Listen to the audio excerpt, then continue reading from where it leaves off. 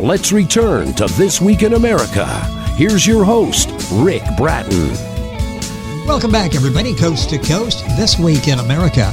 Baseball and Babies, My Life as a Catcher by Dr. Ted Manos was written 30 years ago, recounting an unbelievable journey he had at that time that can only happen, well, in a dream.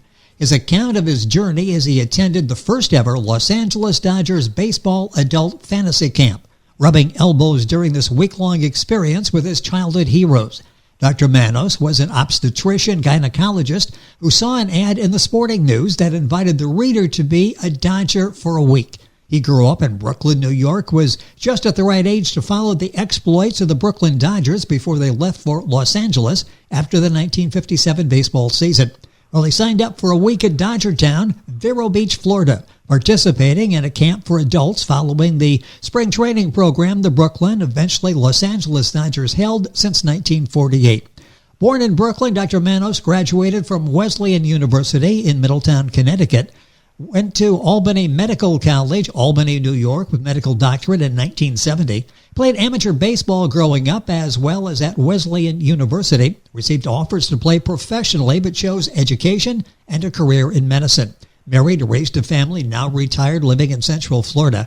Dr. Ted Manos, author of Baseball and Babies, My Life as a Catcher, our guest on This Week in America. Doctor, welcome to the program. It's great to have you with us. How do you do? You did a very good job of highlighting my main parts of my life. Well, I just love what you were able to do, and it's interesting getting a behind-the-scenes look. Always wanted to go to a fantasy camp, never able to quite pull that off. But let's go back to when this happened. Why did you decide to go to the camp? They were new at the time. You saw this ad, as I mentioned, in Sporting News. What was it about it that really excited you about going to this camp? Well, Be a Dodger for a Week was the title of it, and it listed the Brooklyn Dodgers that I had a passion for. And it was just so natural for me. Plus, when I played baseball in my youth, I was good enough to dream, and had offers to play professional baseball, but maintain my academic program, at least to get a diploma from college. And I understand your dad was a good baseball player too, wasn't he? Yeah, he was excellent. He was excellent. Probably if there wasn't a World War II, he would have pursued a professional career. It's amazing. So this family has the background in baseball. You grew up idolizing the Brooklyn Dodgers, of course, immortalized in the book Boys of Summer. Now's your chance to go to the fantasy camp and meet them. What was that experience like, and who were some of the players that you got to meet there? Well, before I went to the camp, I was fantasizing what would happen and how I would be impressed. I would impress the campers and the Dodgers, and I even rehearsed the speech thanking them for recognizing me as one of the best players. And I'd be off on the side of the house rehearsing my speech. I didn't want anyone to hear me. They'd think I was crazy.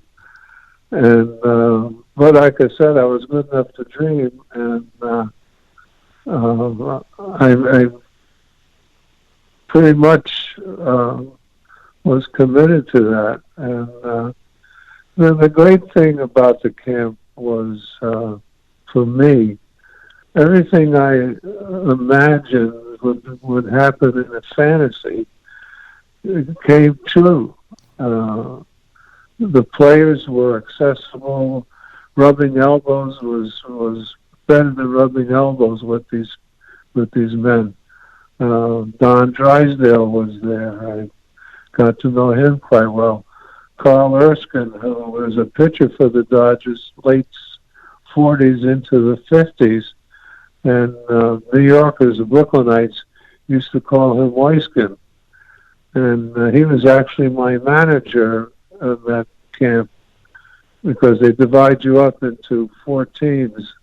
And so my manager was Carl Erskine, and the coaches were Clem Levine and Carl Ferrillo. One a pitcher, one a right fielder with a great throwing arm. And Tommy Lasorda was at the camp. I got to know Tommy pretty good. Tommy used to pick on me because back then I was about 250 pounds. And so they made fun of me. And I took it. It was part of the attitude there at the camp, and how friendly everything seemed to be. Plus, a front came through on Monday of that week, and the summer humidity and everything that was at the camp at the very beginning disappeared into a lovely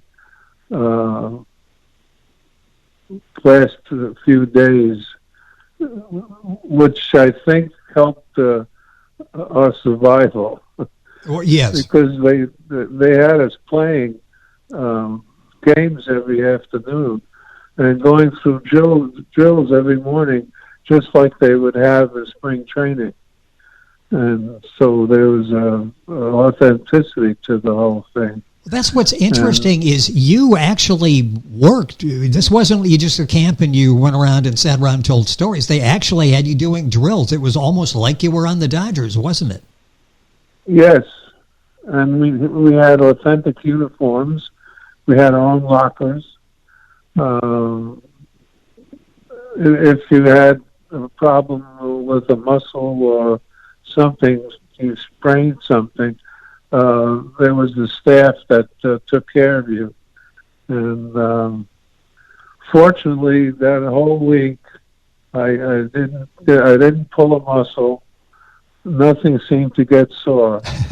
And I didn't even need the ice packs.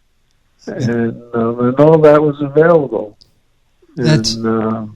What an amazing story, an amazing journey, and this was the first of several that we'll talk about on the program. Our guest is Ted Manos, a medical doctor. The book is called Baseball and Babies, His Life as a Catcher. You'll find the book at Amazon.com, workbookpress.com. As a matter of fact, it was the recipient of the Workbook Press Recommended Designation Literary Book Competition of 2020. The book available all of those places. We'll give you that information as we go through the program. What was it like that first day, the first camp, when you put on a real baseball uniform? What was that feeling like?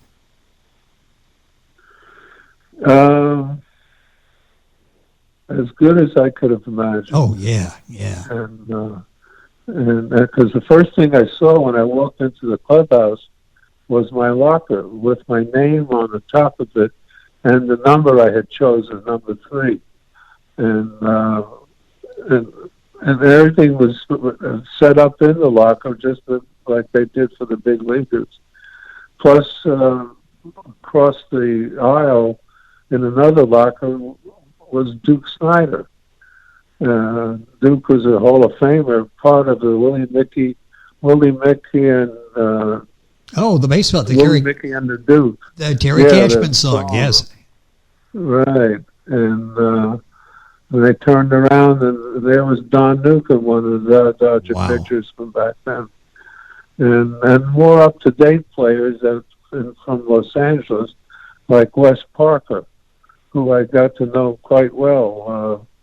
Found out that he had a professional career, and he was a good switch hitter for the Dodgers in the 60s.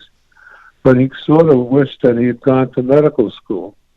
And interesting. So he admired me, and I was admiring him. And so it was a good trade-off. You know, you mentioned all these names. I had baseball cards of all of those people, cherished baseball cards. As so many people say, if I only had those today, I wouldn't be doing this right now. I'd be on an island somewhere enjoying retirement. I mean, just all of those memories. And the thing, too, is this wasn't organized at some city park in Brooklyn. This was in Vero Beach, Florida. Talk about that. You were at the spring training complex of the Dodgers. This is exactly what they would go through every springtime. Correct. And every morning there were drills. And every half hour you'd go in the batting cages and hit against the machine, or you'd have infield practice with the team that you were on. I was on the San Antonio Dodgers. Our teams were named from the Dodgers minor league franchises. And my manager was Mr. Erskine, who was at that time, he was a bank president from Anderson, Indiana, and wonderful individual, one of the greatest men I ever met. And he was excited in being at the camp because he was the manager and he had an opportunity to do something he might have wanted to do years back. And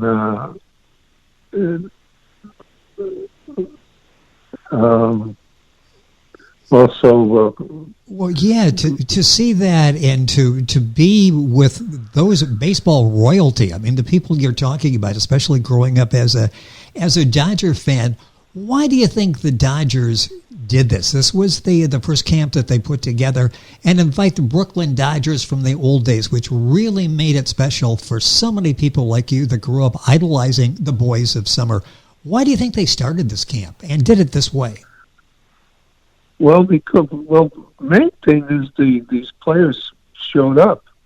These former Brooklyn Dodgers. Oh, yes. So it was a reunion of these individuals because they hadn't gotten together like this for quite some time, and as a result, the Dodgers continued to have the camp every year, including now. They have it out in Arizona, where they spend their spring training. They're no longer at Dodgertown and Vero Beach, and plus there were people like myself that took advantage of the opportunity.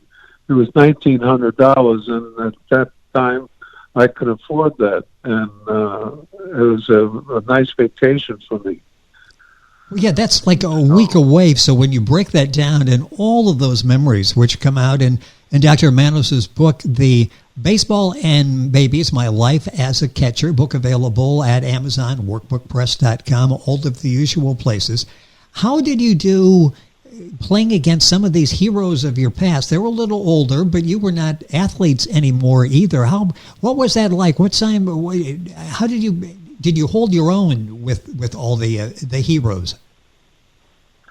Well, the heroes were managing and coaching us, and drills in the morning they were coaching us, and we did get to play them one game at the end of the week with a sizable crowd, probably 1,500 to 2,000 fans that knew that this was going on, and they played each of the teams, and they beat us soundly because they could still hit the ball, they could still pitch some, and they was at most in their 50s at that time. And now I think Erskine is the only one that's still left alive. And I remember that day of the game, walking from the clubhouse to the field and walking amongst the fans and in my uniform. And I knew how it must have felt in the big leagues walking at the spring training site during spring training time when the fans are there. Yes. And asking for autographs. No one seemed to want to ask me for an autograph. They weren't sure who Manos was on the back of my uniform. But you got the chance to literally walk in their shoes during that time going out to the field. It's hard to ask what was the most memorable, but maybe what's top of mind as you're going back and you're telling the story about the fantasy camp. What's the one experience you had, the one memorable event you had that really comes to mind? What comes to mind is the fact that I'm an OBGYN surgeon. Don't hurt yourself. And so I signed up as a first baseman. In college, I was a catcher. Catching at this camp may not have been too smart. So I went as a first baseman.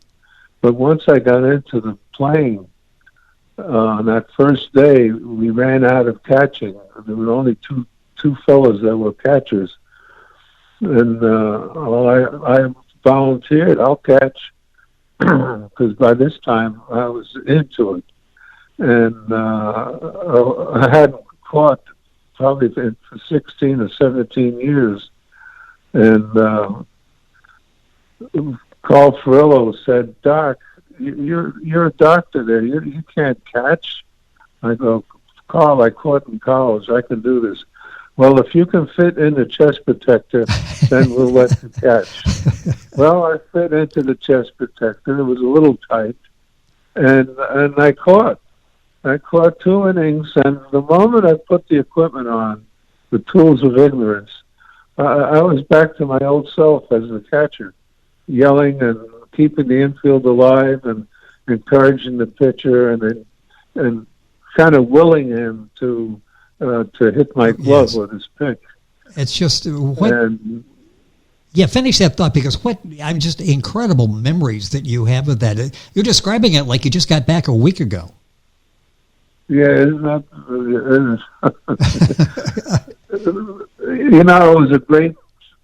It was a great time for me. I don't know that it was good for me because it took me back to my youth. Yes. And I could have played professional baseball, but I didn't. If I didn't go to medical school, I probably would have been drafted for the Vietnam conflict. And but realizing that I can still catch after that first day of 2 innings of catching, Erskine came over to me and he says, "Teddy, you're my catcher this week." Oh, well, that's good. And then the next day, we needed someone to pitch near the end of the game. And I said, "Well, I can pitch." And then Ferrillo again said, "Doc, you can play first, you can catch, now you can pitch." I can throw strikes. And so I went out there and threw strikes, and for 2 innings I shut out the other team and found myself, when I stepped on the mound, I had an aggression that I never had as a ball player in my youth. Of course, I never pitched much, although I pitched some. And but as a catcher and first baseman and then third baseman, I did my job, but this was a different experience. And I shared that with some of the relief pitchers that were there, including Ron Peronowski, who was pitching coach for the Dodgers at that time. And he related to, you have a different personality when you get out on the mound, particularly as a relief pitcher, because Ferrillo, laughingly, after I pitched the 2 innings, he said, "Well, Doc, you're our closer now. Let's see, first base, catch, now you're the closer." And then Snyder was standing by nearby. He said, "Doc, what can't you do out there?" And actually, to be honest, I told him I wasn't good on fly balls, which meant I had a problem as a catcher with pop-ups. Oh, yes. I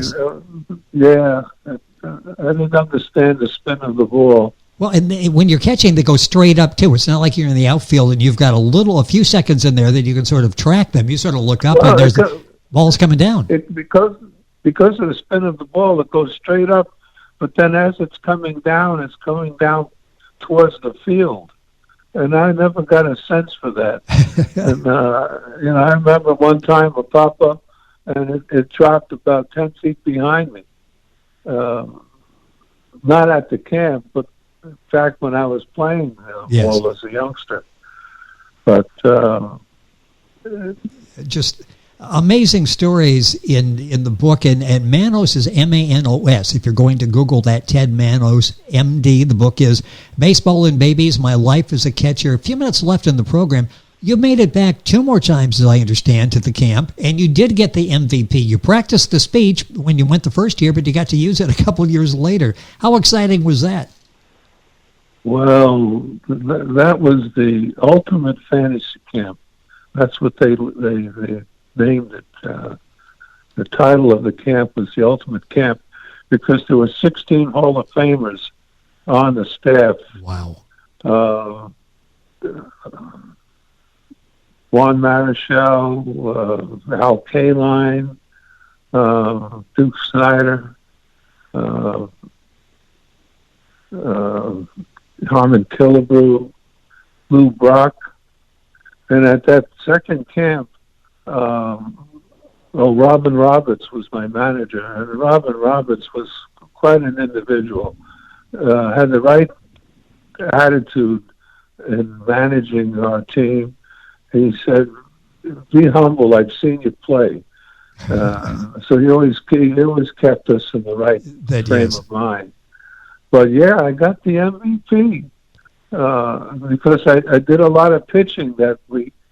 And I used to be able to throw a ball and not have much pain. I had kind of loose, I always thought I had loose muscles and never strained my joints.